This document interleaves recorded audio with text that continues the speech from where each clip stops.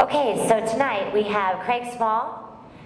He's an attorney here in Colorado. He's part of the Amendment 64 task force, and he is going to be bringing us some great information today about where we're at and where we need to go with these procedures and the recommendations that we're making and how we can help him, really be a leader on that task force for us as well.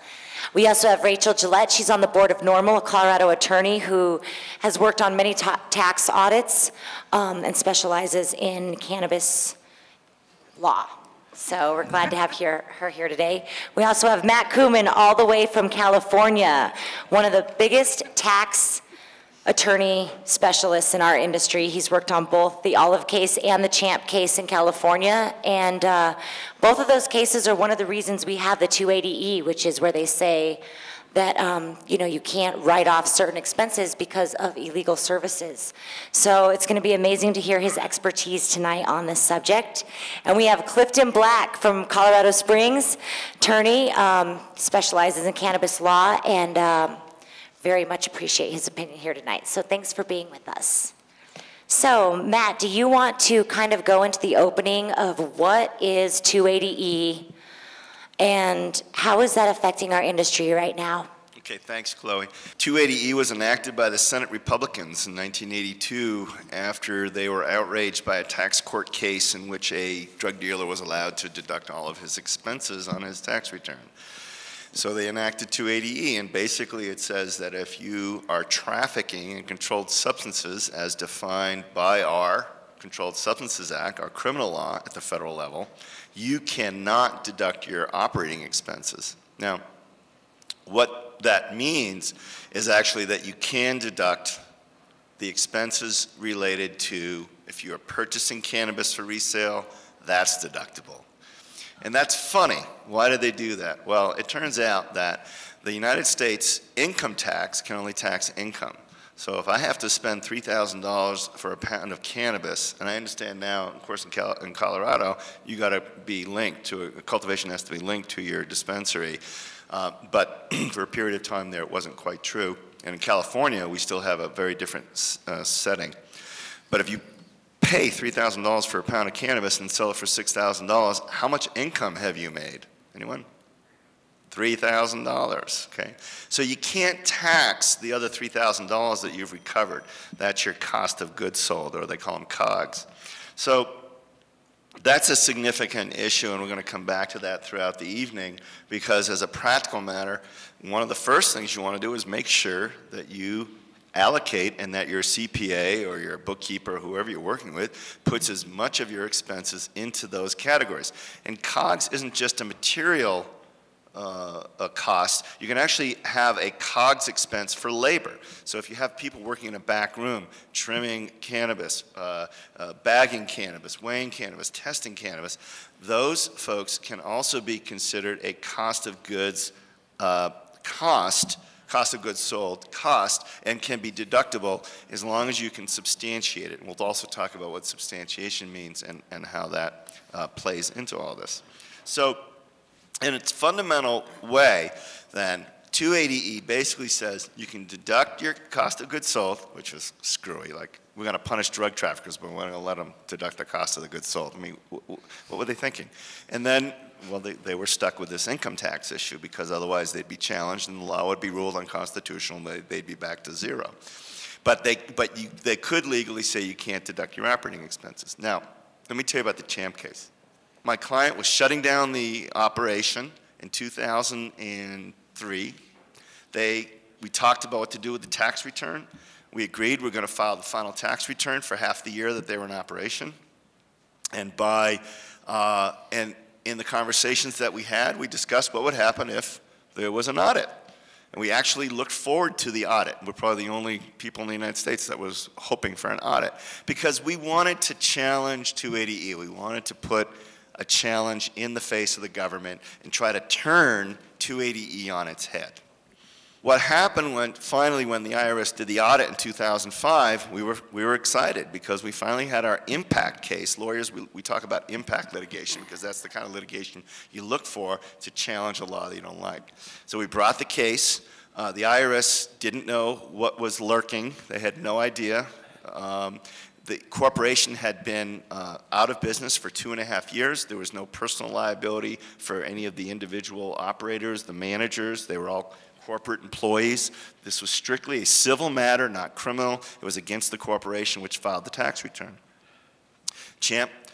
Ended up going through the audit process, and by the end of the audit process by the IRS, the government wanted $425,000 from C.H.A.M.P., a defunct corporation, shut down 2.5 years earlier, and they wanted it in penalties and interest and in the underlying tax that they claimed was due because you can't take the deduction for the operating expense.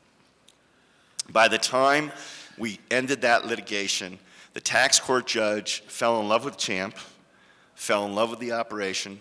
We had services for patients, we had food, we provided shelter, we did all sorts of things for the patients. It was a really wonderful operation. The judge saw that, and basically by the end of the case, the judge said, I understand that the government has a law that says that drug traffickers can't take deductions, and I see that some of what C.H.A.M.P. is doing is a drug trafficking operation, and therefore I'm going to allow the government to deny these specific deductions. But there's also something else going on at C.H.A.M.P., and there's something bigger, and the organization is actually doing something called caregiving services or providing assistance and social service in the community. And I'm going to find that most of those expenses were related to doing that. So by the time we were done with the tax court, the judge said that we didn't have to pay $425,000, we had to pay $4,905. So there is a looming menace that we have to be ready for, and that is the IRS. And Rachel's going to talk more about what the IRS has planned for all of you out here. We saw some of the problem. People were not listening in the Olive case. Martin Olive was also a client of mine. He came to me with the audit notice. He had actually came to me because the IRS showed up his front door with 2 investigators from the Criminal Investigation Division, which we are seeing some of that. There is some some grand juries being opened because they're looking for tax evasion, which is basically people scooping cash out of the cash register and not reporting it based on a number of things the IRS can subpoena, documents from the bank and so forth.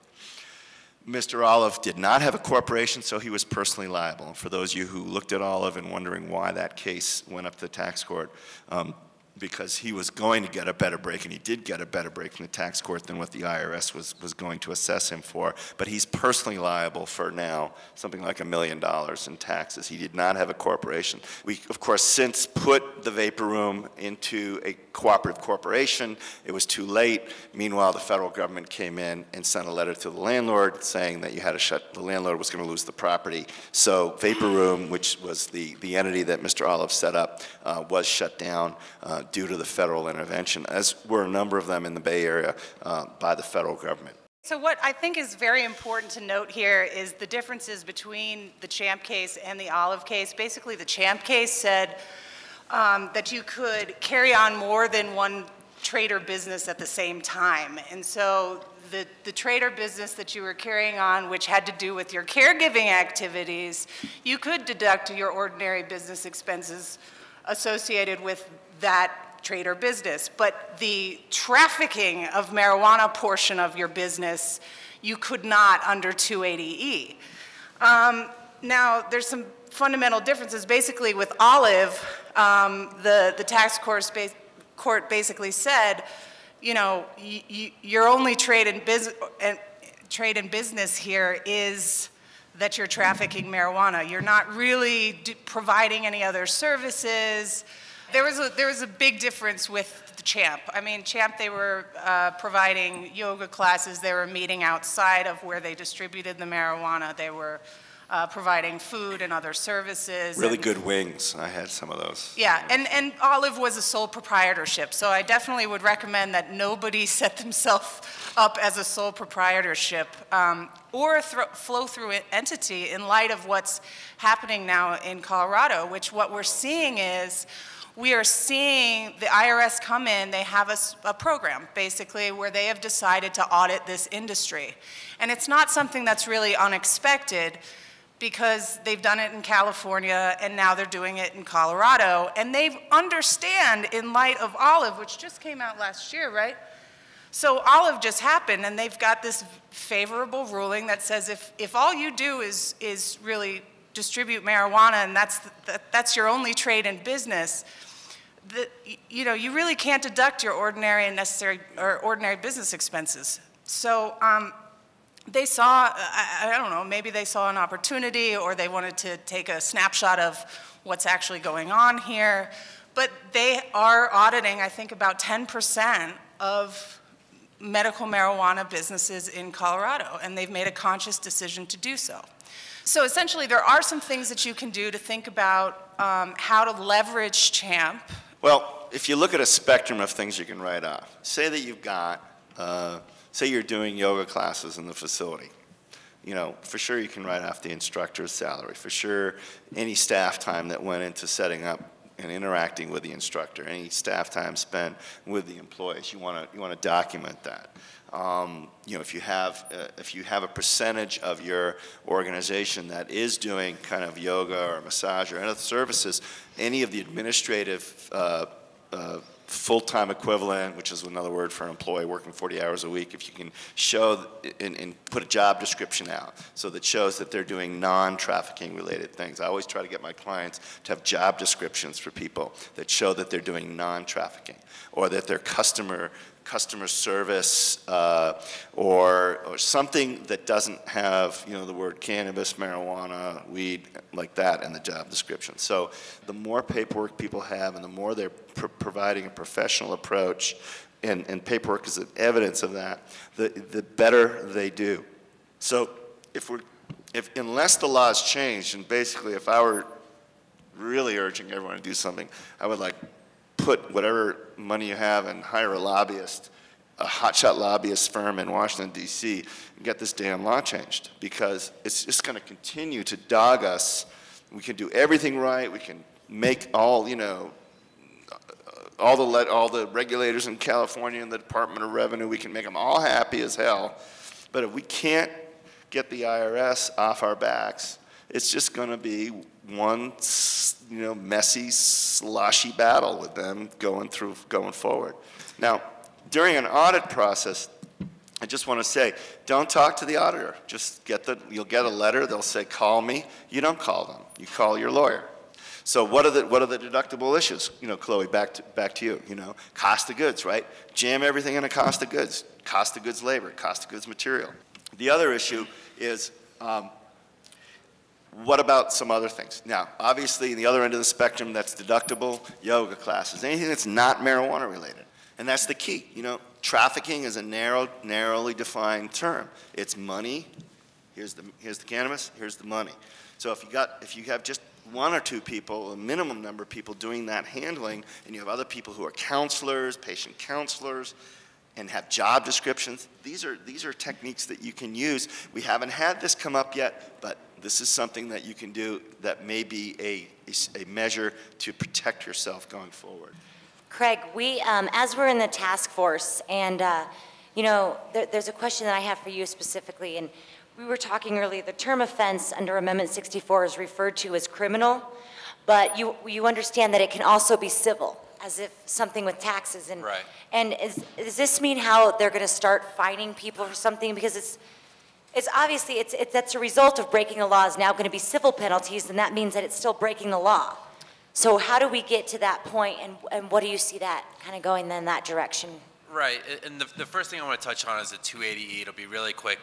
Amendment 64 Task Force did approve a recommendation to the governor to have Colorado not apply these 280E tax deductions to Colorado tax returns. I'm sure these folks up here know more about than I do. The first things I tell my client is it's illegal under federal law and get a good tax accountant. So please listen to what these people have to say. The recommendation also calls for the governor to form a coalition amongst governors to petition the IRS to change these 280E tax deductions on the federal level. And then the third recommendation is to have the Colorado representatives and senators in Congress form a coalition amongst representatives and senators to change it. So I'm happy to say that we are pushing this ball forward, and everyone who can get behind this ball and push it an inch, even if we fail now, You know, we might succeed next year, we might succeed the year after that, so just keep pushing this ball forward. One of the things that Amendment 64 calls for is that it shall not be an offense to do these things. And I'm unhappy to say that there is a recommendation in front of the task force to say that when they said offense in the amendment, they really meant criminal offenses, not civil offenses. But what kind of sneaks in there is the fact that there are civil offenses that can put you in jail. So if, for instance, you get a cease and desist letter from your local municipality, if you don't cease and desist, you're going to be called in front of city council or board of commissioners or whatever they're going to be called. And they can issue penalties, penalties including jail time. Now, it's not actually happening, but it is something that potentially could happen. So as a member of the A64 task force, I can tell you, we listen to public comments. Every meeting, there's a period, every citizen is there once, can talk for 2 minutes about whatever they want, and I have seen recommendations change based solely off of public comment. I've seen recommendations introduced based off of public comment. So I would encourage everybody, we're coming to the tail end of this, we only have 2 more task meetings, but I would encourage everybody to come to these meetings, everybody to put their 2 cents in. You may feel like you're not being heard, but it's important that you're part of this process, because it would be a shame for a recommendation to come down later on that you're not happy with, but you never really said anything about it. Okay, adjacent premises means an MMC and an MJ retail can remain in the same location. However, they must have their own exits and pretty much all their own stuff. Right. How is this going to work? I knew you were going to ask that difficult question, because I honestly don't know how it's going to work. But what they said is if you're a medical marijuana business, you can also have a recreational retail license. That's not a problem. But we're going to require you to bifurcate your business to say that you need to have, each side needs to have its own entrance and exit. Each side needs to have its own point of sale system. Each side needs to have its own inventory system. I understand the recommendation, I understand the idea, and I even understand the underlying principles of when you start putting everything together, even though that makes the most sense at the outset, when you start really, really working through the formula, everything just gets so muddled that it makes enforcement of anything almost impossible. So I understand why they were going that route, but I honestly don't know what they expect businesses to do. It's a recommendation that's going to go to the legislature. All these recommendations go to the legislature. The legislature can do what they will with it. They can throw it out, they can follow it, they can use it as a guideline, anything. So even though we're coming up with these recommendations, we're going to be anticipating that the real fight, the real battles, the real participation is really going to be in the legislative process, because that's when the statutes are going to be written and passed. And after that, the battle doesn't end. Because then what we're really going to be doing is we're saying legislature authorize the DOR to pass rules for these things. So now the Department of Revenue is going to have to go through their regulatory process and rulemaking process, and that's going to be its own set of battles. So what we're doing is good, but it doesn't end here. Potency servings have been a big topic at the task force meetings. What potency limits are being suggested? I know they're doing the 200 milligram bars and servings per, MIPS. I know we do have some MIPS clients that came in tonight just to hear you speak on this potency issue. So maybe you can kind of just discuss what we're facing there. I personally am very proud of the potency issue. The Amendment 64 task force was broken into 5 working groups. One of them was the social issues working group, of which I was a member. At one point, I was the lone dissenting voice saying no potency limits. And I could say through the efforts of myself and a few other people in Colorado NORML, we did a great job, and we actually turned a lone dissent into the majority. So the recommendations that's going to go in front of the 64 task force is no potency limits on anything. There's no science to support it. Thank you. Thank Colorado NORML. Thank the Social Issues Task Force, the Issues Working Group. Everyone did a great job. Our argument was there's no science to show that anyone's ever died from marijuana. Yes, there is an estimated lethal dose, but it is in reality almost impossible. You'll die from physically eating that much of anything before the marijuana will actually kill you. The arguments against it were children are going to get sick, and we countered with this isn't for children. So, and we have other measures in place to protect the children. The kind of political compromise I would say we made was we said, okay, well, maybe there's no potency limits, but what we can do is we can create an arbitrary number and call it a serving size. And everyone's going to have to report what that serving size is going to be 10 milligrams. And then you just have to label correctly how many serving sizes are in this product. So anyone can really take two products and say, okay, well, maybe the serving size number doesn't mean anything, but this one has more serving sizes than that one, so this product's more strong than that one. I know we're going to do tourism.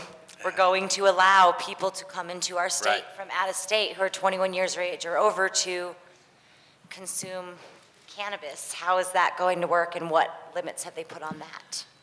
That was a battle that I think we won the battle of saying you don't have to be a Colorado resident, and I think that that was kind of the fallback position of saying, okay, we'll let people come in the state and buy, but they can't buy the full ounce. And I actually wasn't at that task meeting. Lauren Davis was sitting in as proxy for me, and she's done a fantastic job. But they're saying that if you're not a resident of Colorado, you can come in and you can buy. You can buy a lesser amount than what a Colorado resident could buy. It makes no sense.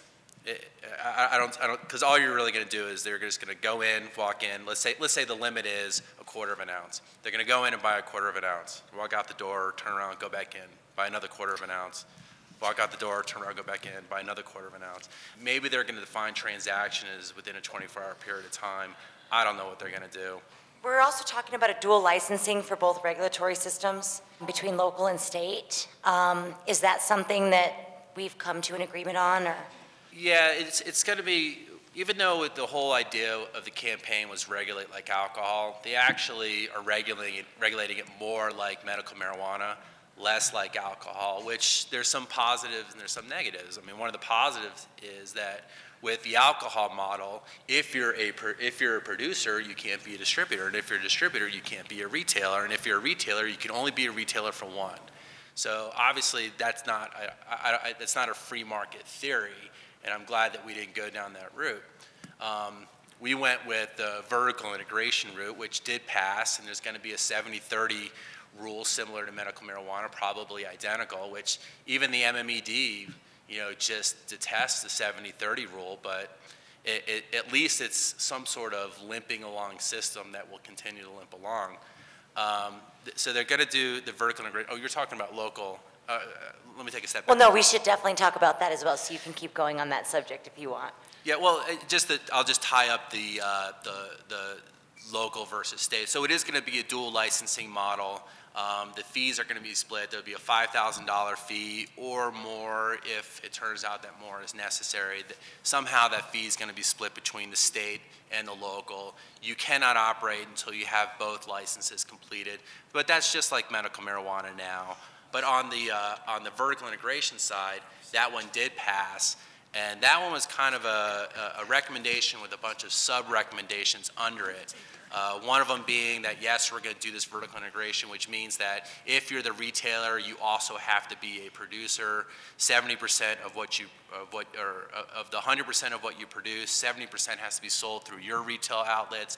30% can be wholesale to either an infused manufacturer or another retailer. All right, well, join us this Saturday. We're going to have an entire group here of MMJ businesses that are trying to sell, merge, investors. We're going to have a bunch of speakers here, including Matt. I know Rachel are going to be here. Let us know if you have any questions for Craig or the task force, and thank you guys all for being here tonight, and we will see you next month. Thank you. Thank you. Thank you. Thank you for being here. Thank you, Chloe.